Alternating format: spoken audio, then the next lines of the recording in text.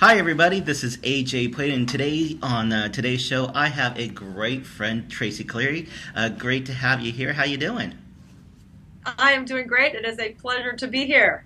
Well, before we get into some conversations and kind of ponder life together, I want to brag about you. Okay, I want to tell people how Oh, I met you and brag about you. So you're just gonna have to sit there and take it okay, for a little bit. it'll be But tough. Traci is a amazing person, and I actually met her through ballroom dancing. She was my dance teacher, and yet.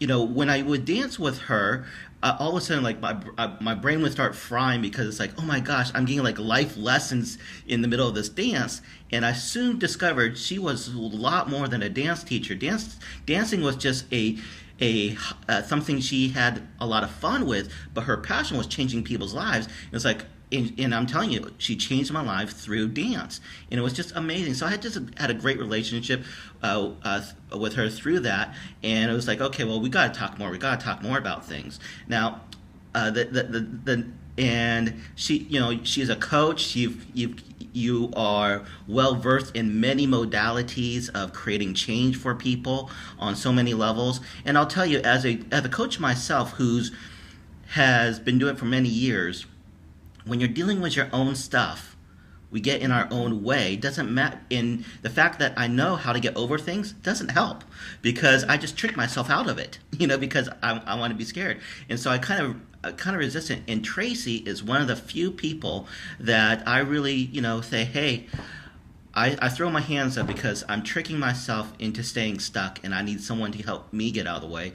And I've had many private sessions and hired her as a coach, and it's just been wonderful. So that's my little bragging about who you are. I probably didn't say a whole lot, but just a quick nutshell. Kind of what is it that you do in your background? Well, thank you first of all for that. That was very, very kind, and it is a pleasure as always to have worked with you in both dance capacity and coaching capacity. But my background, I actually started out as a teacher, and then in graduate school, I focused on counseling, mental health counseling.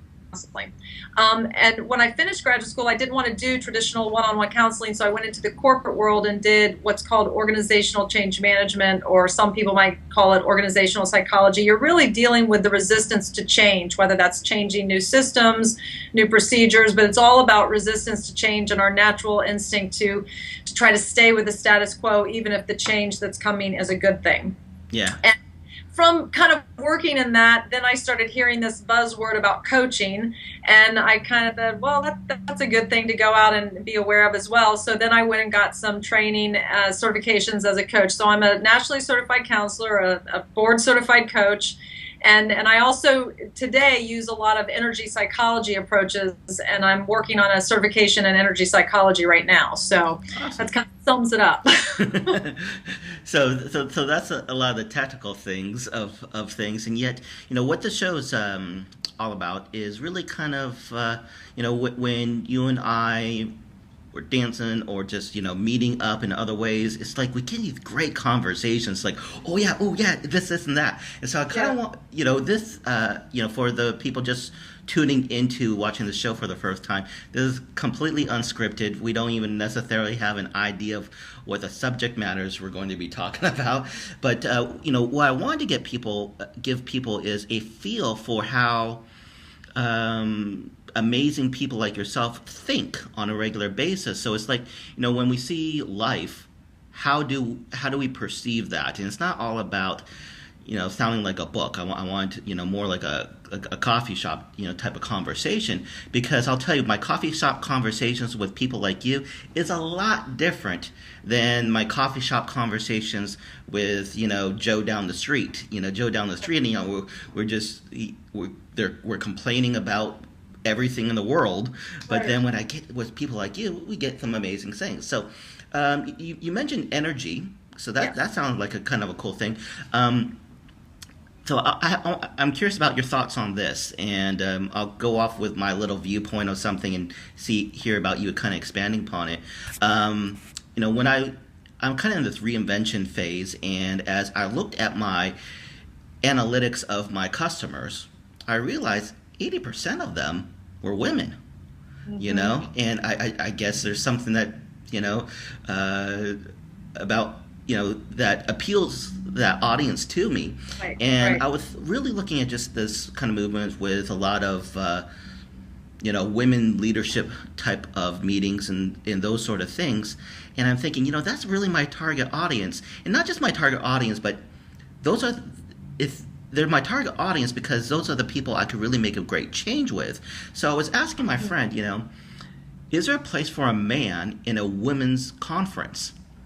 And she was saying absolutely. So we were just kind of talking those ideas, and this is what I kind of came up with. There's male energy and female energy, but then again, that never really sat great with me, because it's like I always thought, well, women's conference is kind of exclusive, it's like it's not inclusive, and then I Right. realized, it's just male and female energy, and everyone has both.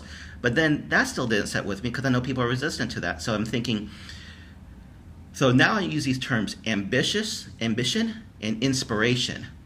And Mm-hmm. some people operate out of ambition, which mostly might be like that male energy, but I don't want to Right. put gender on it, and inspiration. And so, I feel like I'm a balanced person and I operate out of that place of inspiration. And that's probably the reason why I attract a lot of women to me, not because I'm so great looking That's or that right. I'm feminine in any way, You but it's just are. that I have that thing there. So, what are some of your thoughts around that, some of Well, those things? I agree very much with what you're saying. I mean, I've always felt like conferences or anything that tends to be all women or all men can be a little isolating and inclusive because, in my opinion, we house both masculine, feminine energies. And if people want to get away from those words, then if you go from more of the Chinese medicine approach, you're talking yin and yang. And you Okay. recognize in Chinese medicine that you have both of these energies, and one is more feminine in nature, meaning more receptive type energy, and then one is more assertive type energy, which is the more masculine energy. But that any person has and houses both of those energies. It's just which one are you more inclined towards, and what do you work with? Because you're going to typically have a tendency to be more reserved and receptive, or you're going to tend to be more outgoing and assertive. And we need both. We really need to learn how to work with both, in my opinion. I think that's sometimes what I help people with is they might be a little too polarized to rely on their comfort zone of energy and wait too often, and they may not step out and be more assertive and go after things when maybe they should. And sometimes they can be too assertive where they overrun people, and they need to learn to step back and allow people to come to them and be more receptive. So I think that's a very valid point, and I work with those energies a lot and really making sure that people are tuning into both aspects within themselves because they're both very powerful in their own way. You said something that I thought was an interesting word that really kind of puts ideally the challenge, and that's they're too polarized, they're too much of one thing. So Mm-hmm. let's play both sides of the coin. Someone who is too much, too much. Which one's yin and yang? Is there? You know what? That's such a good question. I mix them up, and I will try this, but I a lot of times mix them up. So somebody out there might call and correct me. But I believe the yang energy is the feminine, and maybe that's backwards. The yin is the masculine. I think. Okay, I so let's use ambition and inspiration. yeah. Okay. I just know male and female, and masculine energy is the more assertive, and feminine is the more receptive. Okay, hold on a second. We're getting kind of a leg there. It happens when we're just using simple systems to do the show, but that's okay. Okay. It's impromptu. Good. I think the video is caught up with the audio now. Okay. So someone who's too much, and maybe out of the masculine energy. What advice? How would we recognize that? And then what advice might we give them? And then Okay. someone who's too much of the feminine energy, how would we recognize they're polarized or too much? What is too much of that? And then what's some Right. solutions to being that? So let's break down the question. How could we recognize what too much ambitious energy looks like? When are they out of balance? What does out of balance male ambitious energy look like? Look typically exhausted, They are trying to do everything and run everybody. Not a lot of times I see this where they're trying to manage their business, their work, they're overwhelmed, maybe their relationships are in trouble. They are trying to force everything to look and be a certain way in their life, and they're just worn out and burned out. So that's often when I recognize that. I also imagine, okay, well, how will I recognize that? Well, what would this lack of female energy going to do? And I imagine this person who just says, oh my gosh, it's like going to make this happen. Why won't people just do this? Why don't they just do? It's like, look, I'm the boss here. I'm telling what's going on. And they're being a bulldozer over this, and they're frustrated as heck at everybody else because no one wants to help them. And they're like, why not? I'm doing this for you. Why don't you want to do your job better? And it's because they're not inspiring, right? Yes. What does so what could a person do to get back in, to balance that energy? They recognize, okay, I'm way out of line here. What might a person do to kind of balance that? Well, one of the things they have to recognize is what's throwing them out of balance is that people or things should be other than what they are. So they're fighting with what is. And they have to start coming into the recognition and realization that that is the nature of this person, or that is the nature of this event, or whatever. And you've got to work from what is and start to accept that versus trying to fight the reality of the situation. So often when I'm coaching managers and they're aggravated or frustrated with an employee who's not doing something or not behaving in a certain manner, I will say, that is the nature of who they are. And so either you're going to have to find another way to approach and work with their energy, or you're going to have to find an employee who works more along the lines of what you want. Mm-hmm. But you won't change them to be what you want them to be. They are.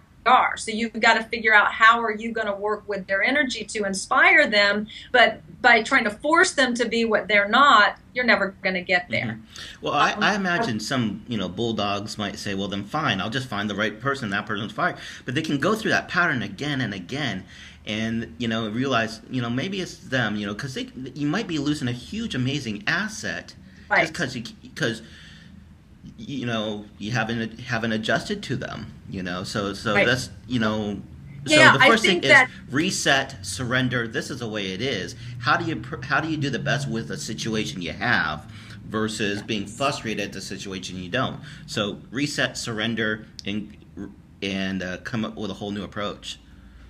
Correct. Yeah, they have again you can't just fire everybody, because they're always going to run into, like you said, there's always going to be another person in another situation. That's when the person really has to hold up the mirror and go, okay, well, how am I attracting this here? And what about me and my approach is constantly creating frustration? And then you've got to kind of start looking at it and exploring new ways to approach and deal with how to motivate or inspire or manage people, that you become, less frustrated and you get better results or more effective results. I see a change in culture and in the business culture and in the marketplace, to where, a few years ago when everything was bigger than life, people were making a lot of money with getting very bigger than life. The ability to be ambitious was pretty safe because things were prosperous. And so because things were prosperous, I thought things went way out of whack on that side. And now that there's a tough economy, people are saying, well, that didn't work. And they're going way extreme to the opposite. I did a talk last night. I was saying that people were going from irresponsible hard sales to irresponsible soft sales, because, again, it's just not balanced. So let's look at the other side. How do we recognize in the marketplace or a person, what are signs of too much inspirational or, feminine energy? Well, I think that can look very apathetic and very much like a victim, where they feel like they're powerless, and they feel like no matter how much effort they've made in the past, or they're going to try to make, that it's hopeless and that it's always somebody else's fault, or that, the conditions aren't right. But there's always an excuse or a reason as to why they can't be as good or successful as they want. And so I think that often leads to them just giving up. So you get generally an attitude of kind of being whatever. Their attitude might be kind of like whatever, or rather passive and pathetic at times. So I've seen that happen with people as well. Yeah. The at the same time, there's something great about that energy, and sometimes I see someone's like they're really empowered by it. However, they're Hmm. not getting quite the results they want, and you're successful as a coach, and yet we both know seen many other coaches that aren't successful, and they got these great hearts, and they Right. go out there and they want to change the world. They want to change the world, and yet they are operating completely out of inspiration. They don't have a business model attached to it, Right. and they are suffering because of it. Right. And so it has great points. But so what might be some quick change results, or quick change mind shifts? Well, I think the thing that is, as much as you have heart for something, which I think is very true of many coaches, and as you mentioned in this industry, that have great heart and great skills even, but you also have to be, in my opinion, willing to confront the brutal facts of your business and really look at the situations and know, where do I need support? Where are the things that I don't know how to do or that I need help doing? And not be afraid to go out and get that help, and to take, you've got to be willing. I cannot tell you how many things in my business have pushed me so outside my comfort zone. And I was truly terrified to do them and didn't want to do them, but I knew that if I was going to be successful, it was a necessary step on the journey. And if I couldn't make myself do it, I hired a coach who would push me to do it, Yeah. and that we go forward, because we can all get stuck in our own safety comfort zones in our box. But Well, it's that too much inspirational energy that says, well, you know what, it just didn't feel right. If it doesn't take my it's heart, there's something that's it just wasn't meant to be, or something, and it ends up just keeping you in your office not doing anything. right, Because there is the path that says, look, you follow what's easy, what's meant to be, and that's where I think you're going to get the most joy. That's where you're going to get the most greatest things. However, to grow, that's when we start doing the things that are uncomfortable. So we do the right, things uncomfortable to grow, and right. we do the things that are easy to prosper. So it's kind of a Right. balance, again, just a balance and strategy, right? It is. And I think that you hit on a really good point there, because I think sometimes people get caught up on the word easy and they interpret that to mean, well, if it's easy, it always feels good. Well, I'll give a personal example. I now do a video blog. The first time that my coach told me that I was needing to do that, I told him there was no way that was happening. I was scared to death of doing a video blog. I was like, no way. Uh-huh. And he's like, it's so easy. And I said, I know it's easy. It's not the point. It's scary. So it didn't feel like my confidence to do that was not up there. Uh-huh. And doing the video itself is relatively really easy, but it was not comfortable. And Yeah. I think that's what we have to realize, is that many of the things that we have to do to grow a business is not that it's hard. I mean, really, some of the steps are rather simple, but it will take you out of your comfort zone, because they may not be where you've focused your skill set. And so, for example, marketing and business planning, not my skill set particularly, because I was focused on the coaching, counseling, and all that. But I've surrounded myself, gone to training, hired people that have pushed me to go into areas that I need to with that, and learned a lot. There's more to learn, but it wasn't hard to do it, but it was not comfortable always to do it. Yeah, so that's a good distinction. Comfortable and easy and hard. Those sort of things. The easy hard things is kind of the practical skill sets. It takes skills to do that, and a lot of people's perception of how to build anything is they go out for skills training. Well, look, Right. this is how you do it. Oh, now I know how to do it. That's easy. Yes, it's still easy, but as you and I know, knowing what to do is one thing. Getting yourself to do it is a whole nother thing, and that's the Well, mindset part. And that has to do with yeah, dealing with that. Are you comfortable with doing it? Are you right. confident with doing it? And that's what stops people. you Right. know. And I Uh, think that is a good point that goes back to your original point about energies of what you want to call it, masculine, feminine, or receptive, assertive. But I think you have to balance the use of those energies in that you receive the awarenesses and you sit back and you look at your business and say, what do I need to do to grow? And that's a receptive type of energy because you're looking, you're exploring, you're engaging your mind and receiving information and knowledge. But then you have to tune into the assertive energy to then go act upon it. And that's where it can really trip people up, because the action is where really, the rubber hits the road, and this is where it's really going to get uncomfortable because now I have to do the thing I've been just thinking about doing. cool. Are there any trends in that you're seeing around that you know just being challenges for people and advice for them? There's a couple of things that I've seen in the last year. One is that people that may typically never have sought out coaching type of counsel before, I'm seeing more and more of those people show up, and they're just saying, I'm frustrated, I'm tired of feeling this way, and there's got to be a better way. There's got to be a more effective way to handle the situations I'm facing. And I think they've often said, I've never done this in my life. I've never even thought about doing it, but I'm in such a state of frustration, and I've tried everything else that I know to do. This is kind of my next step. And so it's really outside of their comfort zone to walk in and work with a coach. But at the same time, I know when that's going to be a huge growth point for them because they're willing to get uncomfortable And do something different. and do something different, and there's so many different vehicles you can follow. But I do see people hitting a point where they're like tired of just sitting and struggling. They want some change, and they're willing to get uncomfortable to get it. Go ahead.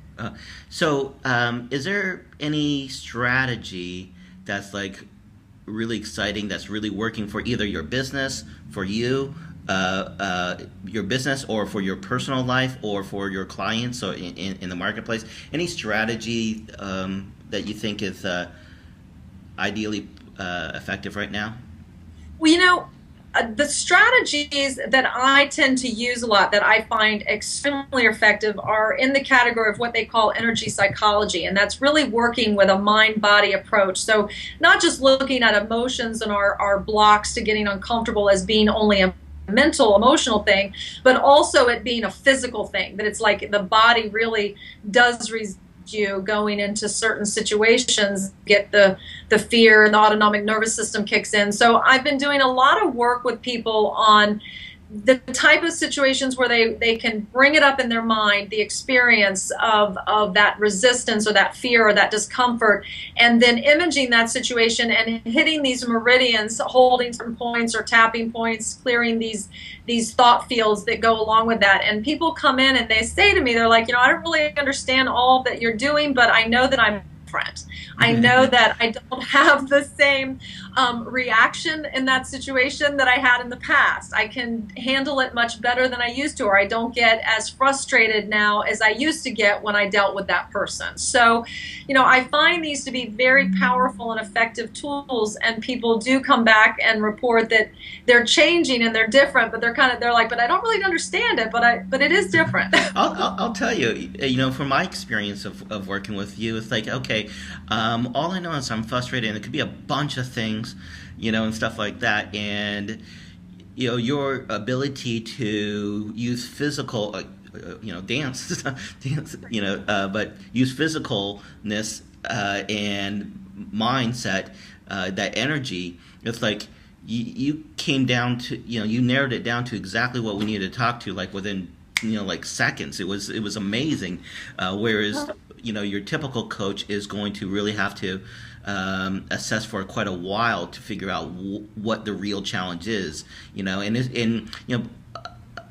From a coaching, a lot of the challenge is just figuring out what is the challenge. Right. What is the problem? Right. Because once you know what it is, you can do something about it. But Exactly. you've been able to, use a process to really narrow down what it is right away, and I think that's awesome. I really loved it. Oh, good. The physical thing that you're talking about is that I use what's called the muscle testing or applied kinesiology, and it is such a fantastic tool because it allows me very quickly to just assess by asking questions with the muscle testing as to, is it this or this, and are you okay with this condition or this condition? And it really allows us to narrow down very, very quickly and isolate it to a very specific point of where is that trigger, where is that little piece block us up. Like, I worked with somebody recently, and they kind of just described all these things in their business that were just going wrong. And so they were just going kind of all over the place, and I was listening, and I said, let's just check out one thing. And basically I tested them on that it was okay for their business to grow and for them to become more successful, because I knew that they were afraid of success. And as much as they were trying everything in their power to be more successful, they were also sabotaging their success. And I said, why would you be afraid of success? And she said, well, that's really funny that you say that, because some part of me is afraid that if I get that good, I can't manage it. And I said, well, there's the block. I said, so you're wanting to grow, but this fear that if you did get that big and that's successful, that you couldn't manage it, holds you back. You now inhibit your behavior. So when you are going out to make a sale or to, talk to new clients, you're doing it with an inhibited energy. There's back to your energy point. Even though she's going through the actions, the energy behind her actions doesn't speak confidence, doesn't speak of like, I'm really here to tell you how great I can do a job. It's a very held back, inhibited approach that she is taking with people, but it's a subconscious thing. And so once we pinned that down for her, it became very clear, and she could see how in her interactions with people that her energy was very inhibited because of her fear that she might get the job. Yeah. And not be able to manage it all.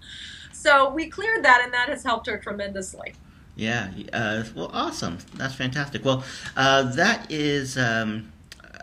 Tell the people. You have. I get your newsletter, or your email newsletter all the time, and you're doing your video blogging on there. And Yes, you've got great ideas and concepts around that.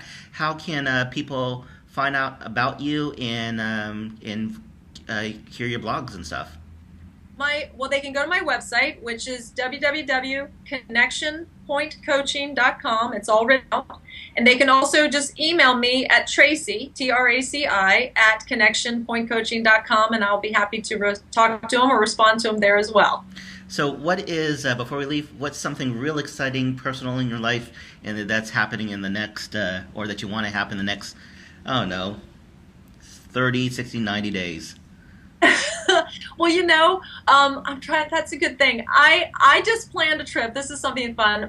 I have been planning a trip for my mother. She has never been to Key West, and so for her 70th birthday, I told her I would take her down there with my sister. And so we are planning a trip to Key West in March, and we're the three of us. It'll be a mom-daughter thing, and we're just really excited and looking forward to that. So that's something I'm really looking forward to at the end of the first quarter there. All right, awesome. Well, I look forward to talking to you again and talking to you on a regular basis. Thanks a lot. I do, AJ. Thank you so much. It was fun.